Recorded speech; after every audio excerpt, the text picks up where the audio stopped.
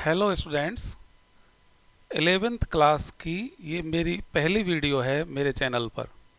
और इसमें सबसे पहला जो टॉपिक मैंने लिया है वह है वायरस। तो मैं आपके साथ इस वीडियो में वायरस के ऊपर चर्चा करने वाला हूँ। वायरस अल्ट्रा माइक्रोस्कोपिक एक इन्फेक्शियस पार्टिकल्स हैं। और अल्ट्रा माइक्रोस्कोपिक मैं इसलिए कह रहा हूँ, ये बहुत छोटे और जो स्मॉलेस्ट एनिमल वायरस है जो फुट और माउथ डिसीज कैटल्स में जो उत्पन्न करता है वह 10 nm साइज का होता है। और ऐसे ही स्मॉलेस्ट जो प्लांट वायरस है अल्फाल्फा वायरस, अल्फाल्फा मोज़ेक वायरस जिसे कहते हैं, वह 17 nm साइज का है। सबसे पहले वायरस शब्द का जो प्रयोग, वायरस का मीन्स ही विषाणु हिंदी में कहते हैं इसको। तो वायरस शब्द का जो प्रयोग किया था सबसे पहले वैज्ञानिक पाश्चर ने किया था। दूसरे जो वैज्ञानिक डी.जे. इवानोव्स्की जो वैज्ञानिक थे 1892 में, उन्होंने टबैको के प्लांट में उसको वायरस को देखा था। और इन्होंने देखा था कि टबैको के प्लांट में एक जो पैथोजन है वह डिसीज कॉज करता है।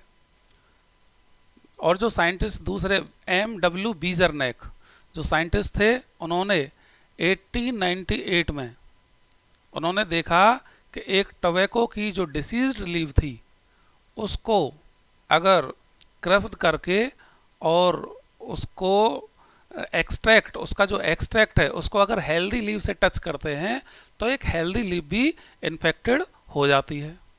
ये बीजरनेक ने पता लगाया था। और जो एक्सट्रैक्ट को उन्होंने कंटेजियम वायवम फ्लूइडम कहा था। अर्थात कंटेजियम वायवम फ्लूइडम का मतलब है कि एक ऐसा infectious living fluid. W.M. Stanley ने सबसे पहले वायरस को क्रिस्टल के रूप में प्राप्त कर लिया था। हालांकि क्लासिफिकेशन में वायरस को कोई स्थान इसलिए नहीं दिया गया है क्योंकि इसमें कुछ करेक्टर्स लिविंग के पाए गए हैं और कुछ नॉन लिविंग के पाए गए हैं। इसके जो नॉन लिविंग के कौन कौन से करेक्टर्स हैं? पहली बात तो ये, इसका कोई कंप्लीट सेलुलर स्ट्रक्चर नहीं होता है और ये किसी भी सेल मेम्ब्रेन या सेल वॉल के द्वारा कवर्ड नहीं रहता। जैसे विशेष जो सेल्स होती हैं प्रोकैरियोटिक और यूकैरियोटिक सेल, जो सेल मेम्ब्रेन के द्वारा या सेल वॉल के द्वारा कवर्ड रहती हैं, तो ऐसे नहीं होता। और यह बाहर नॉन लिविंग की तरह एक्ट करता है, केवल it act as living only inside the host cell. और जैसा मैंने कहा W.M. स्टैनले ने इसके क्रिस्टल बनाए थे, तो इसे क्रिस्टलाइज फॉर्म में और बहुत समय तक सुरक्षित रखा जा सकता है। और इसकी जो क्रिस्टल फॉर्म है वे भी रिटेन करती हैं कैपेसिटी, जो इन्फेक्शन की जो कैपेसिटी उनमें भी होती है। तो crystal form of virus retain their capacity of infection. और ऐसी जो फिनोमेना है वह लिविंग में नहीं देखी गई है, तो इसलिए इसे नॉन लिविंग कहा गया। अब ये सुन लेते हैं कि लिविंग भी, इनको लिविंग क्यों कहते हैं? तो वायरस लिविंग हैं क्योंकि इनकी जो एक विशेष प्रकार की एक निश्चित शेप और इनकी मॉर्फोलॉजी होती है। जैसे कुछ वायरस हैं रॉड शेप्ड, जैसे टोबैको मोज़ेक वायरस है, अभी हम बाद में चर्चा करेंगे। बैक्टीरियोफेज है, जैसे टैडपोल लाइक वायरस है। इनका जो जेनेटिक मटेरियल इनमें होता है DNA या RNA होता है, और ये एक ऑब्लिगेट पैरासाइट की तरह, एक इंट्रासेलुलर ऑब्लिगेट पैरासाइट की तरह ये पाए जाते हैं और होस्ट पर अटैक करते हुए पाए जाते हैं। और ये विशेष प्रकार के होस्ट में एक सिम्टम्स उत्पन्न करते हैं। ये एक सेल के इनसाइड रेप्लिकेट करते हैं और इनमें म्यूटेशन होता है। और ये भी मैं बता दूं साथ साथ, जिन वायरस में RNA जेनेटिक मटेरियल होता है उन्हें रेट्रोवायरसेस कहते हैं। तो वायरस के जनरल करेक्टरिस्टिक्स बताई है तो मैंने। अब एक सामान्य जो स्ट्रक्चर है वायरस का, उसमें 4 चीजें होती हैं। तो स्ट्रक्चर ऑफ वायरस,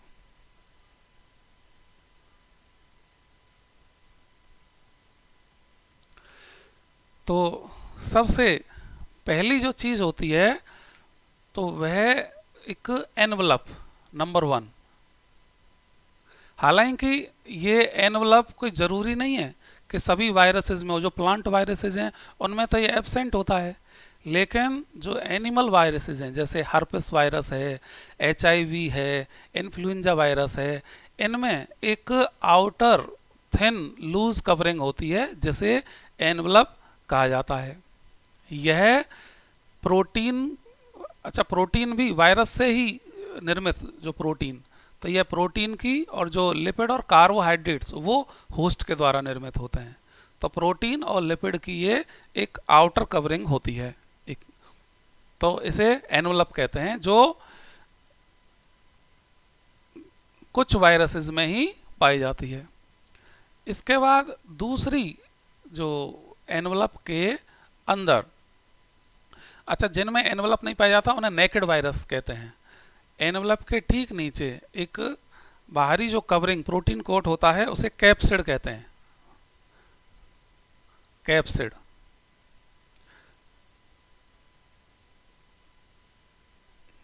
तो कैप्सिड बहुत सारी यूनिट्स की बनी होती है जो सेंट्रल कोर को, वायरस की सेंट्रल कोर को कवर करती है, और बहुत सारी सब यूनिट्स की बनी होती है जिसे कैप्सिड कहते हैं। ये कैप्सिड, ये एनवलप है, ये कैप्सिड है। ये कैप्सिड बहुत सारी यूनिट्स की बनी होती है, छोटी छोटी यूनिट, जिन्हें कैप्सोमियर्स कहते हैं। उन यूनिट्स को कहते हैं कैप्सोमियर्स। ये जो कैप्सोमियर्स हैं ये विशेष प्रकार की एंटीजेनिक प्रॉपर्टीज होती हैं। इसी तरह से जो वायरस जो बॉडी में अंदर प्रवेश करता है एंटीजन की तरह एक्ट करता है, तो इन कैप्सिड की वजह से ये एंटीजेनिक प्रॉपर्टीज होती है इन कैप्सोमियर्स की। तीसरी चीज वह है न्यूक्लियोइड, इसका जो जेनेटिक मटेरियल, वह न्यूक्लियोइड जैसे हम कह रहे हैं, इसका जेनेटिक मटेरियल है। और ये जो जेनेटिक मटेरियल है यही जेनेटिक मटेरियल वायरस का जो होस्ट सेल की मेटाबॉलिक मशीनरी को यूज करके और अपने जो वायरस के जो कंपोनेंट हैं उनको असेंबल करता है, अर्थात जेनेटिक मटेरियल और उसके चारों ओर कवरिंग। इसी की वजह से, इस जेनेटिक मटेरियल की वजह से, जिसे न्यूक्लियोइड कहते हैं। जेनेटिक मटेरियल इसका 4 प्रकार का हो सकता है। जेनेटिक मटेरियल में भी डबल स्ट्रैंडेड डीएनए, जैसे कि हर्पिस वायरस में होता है double stranded DNA. Genetic material single stranded DNA भी हो सकता है, जैसा कोलाइफेज जो एफडी वायरस है उसमें। और genetic material double stranded RNA भी हो सकता है, जैसे वाउंड ट्यूमर वायरस है उसमें होता है।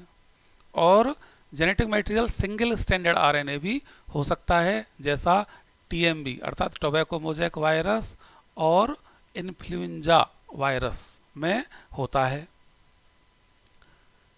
तो ये 3 चीजें, और चौथी चीज इसमें होती हैं एंजाइम्स।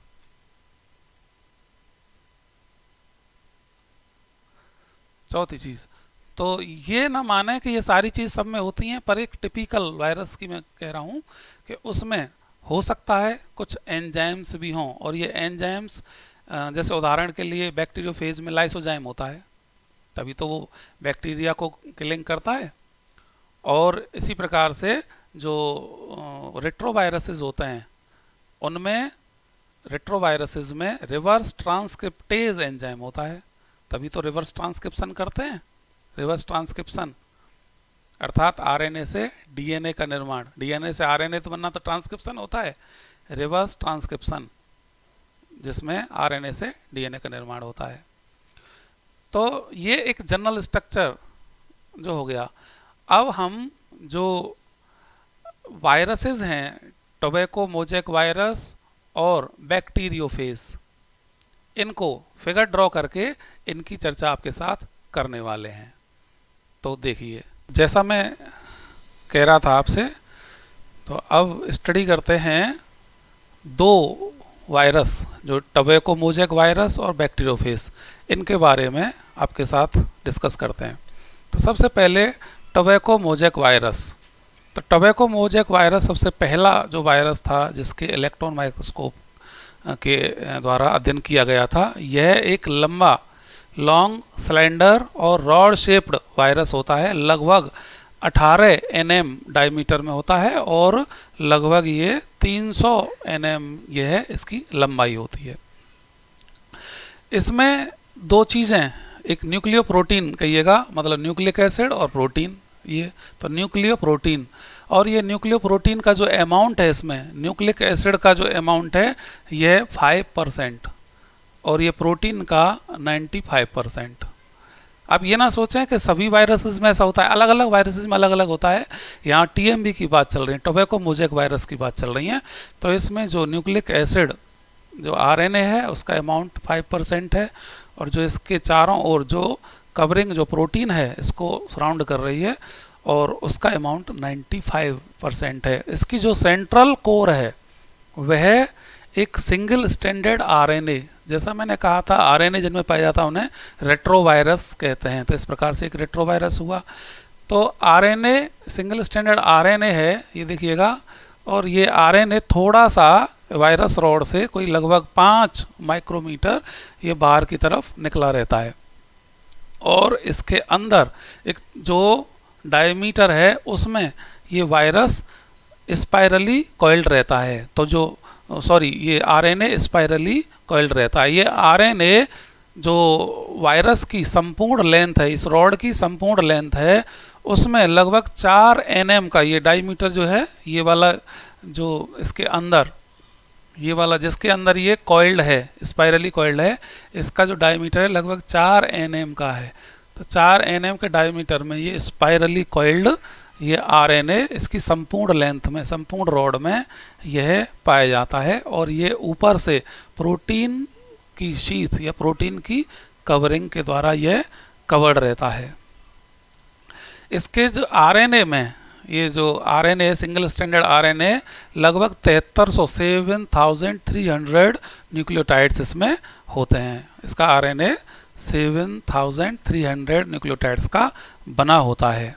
इसकी आउटर प्रोटीन कवरिंग जो कैप्सोमियर है उसमें लगभग 220 मेड अप ऑफ 220 आइडेंटिकल सब यूनिट्स, जिन्हें कैप्सोमियर आप कह रहे हैं, लगभग 220 आइडेंटिकल सब यूनिट्स होती हैं जो मिलकर एक बाहरी कवरिंग, एक प्रोटीन जैसे कैप्सिड कह रहे हैं हम, उसको बनाती हैं।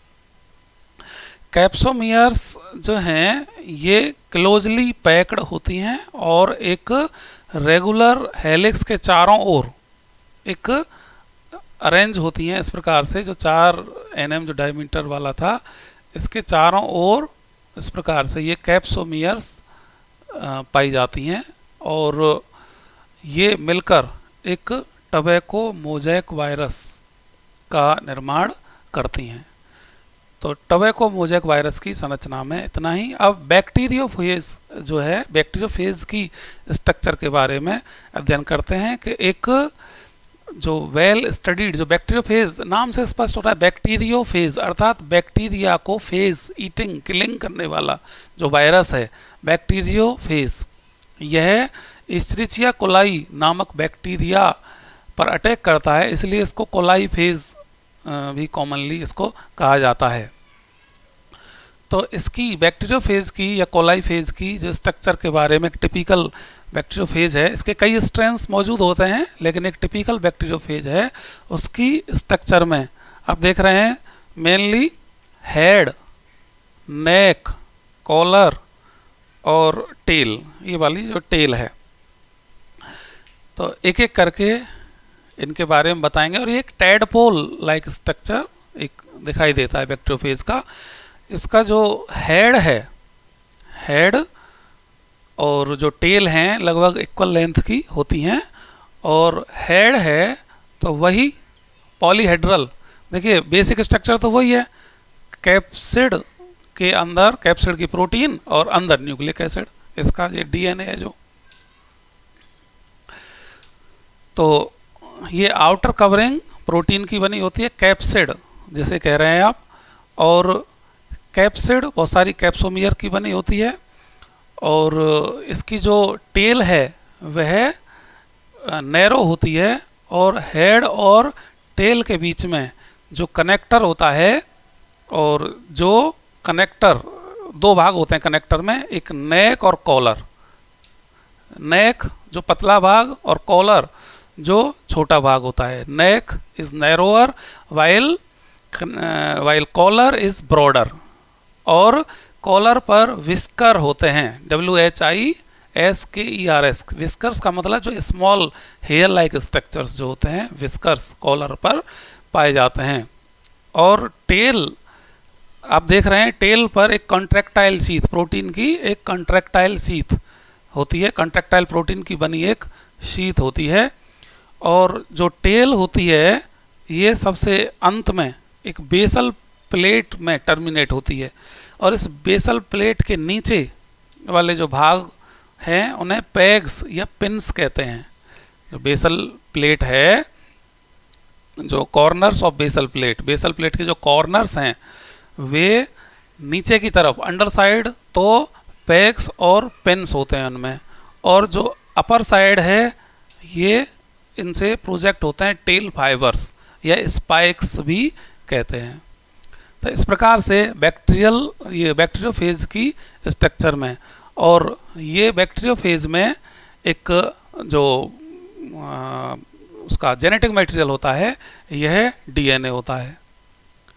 तो बैक्टीरियोफेज में वही इसकी जो स्ट्रक्चर, आउटर प्रोटीन कोट और अंदर डीएनए, ये बैक्टीरियोफेज।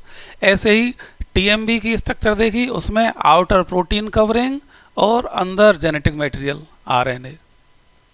तो जनरल स्ट्रक्चर वायरस की यही है, और इसमें जो टीएमबी और बैक्टीरियोफेज के बारे में हमने आपके साथ चर्चा की। इसके आगे के जो टॉपिक्स हैं वो हम नेक्स्ट वीडियो में आपके साथ डिस्कस करेंगे।